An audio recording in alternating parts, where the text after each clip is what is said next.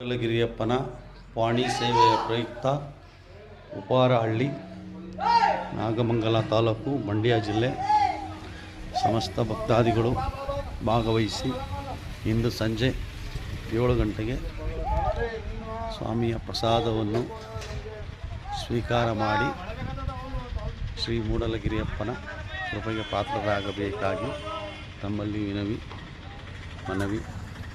ಎಲ್ಲ ಸಕಲ ಸಿದ್ಧತೆಗಳು ನಡೆಯುತ್ತಿವೆ.